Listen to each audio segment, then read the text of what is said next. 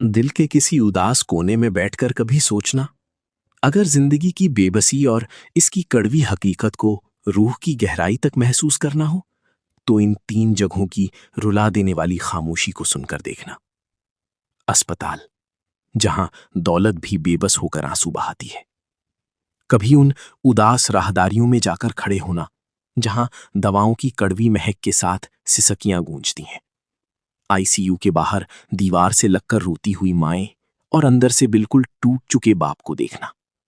मशीनों की वो डरावनी बीप बीप की आवाज।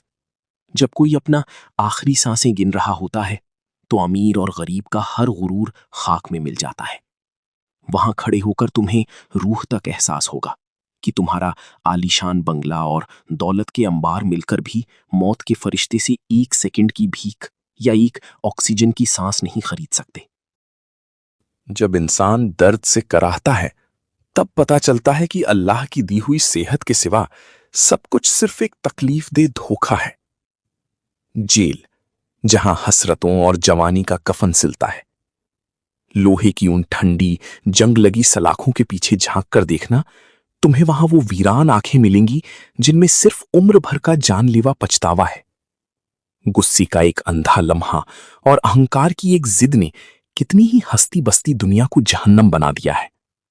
जब ईद या किसी खुशी की सुबह या रात के सन्नाटे में वो लोग अपनी मां की गोद में सिर रखने या बच्चों को गले लगाने के लिए तड़पते हुए दीवारों से सिर टकराते हैं, तब उन्हें पता चलता है कि आजादी सिर्फ एक लफ्ज नहीं, अल्लाह की वो अनमोल अमानत है जिसके छिन जाने पर इंसान चलती फिरती लाश बन जाता है। एक गलत कदम की कीमत खून के आंसू रोकर भी अदा नहीं हो सकती। कब्रिस्तान, वो सन्नाटा जो रूह को चीर देता है बैठना, जहां मिट्टी के ढेरों के नीचे कभी के हसीन चेहरे और मगरूर लोग कीड़ों की खुराक बन गए हैं। उन टूटे हुए पत्थरों को पढ़ना, जहां सिर्फ दो ही तारीखें बची हैं, पैदाइश और मौत। इन दो तारीखों के बीच का सारा शौक, सारा गुरूर, सारे रिश्ते नाते और दौलत की वो अंधाधुंध दौड़ उस 2 गज अंधेरी और गुमनाम कब्र में हमेशा के लिए दफन हो गई है। उस अंधेरे गड्ढे में कोई नहीं पूछता कि तुम्हारे पास कितना पैसा था या तुम किस ओहदे पर थे। वहां के डरावने अंधेरे में सिर्फ तुम्हारे टूटे हुए सजदे और किसी के लिए गिराए गए हमदर्दी के आंसू ही तुम्हारा साथ देंगे। मेरे हमसफर अजीजों, ये जिंदगी पानी के एक कतरे की तरह है जो किसी भी पल मिट्टी में जज्ब हो सकता है।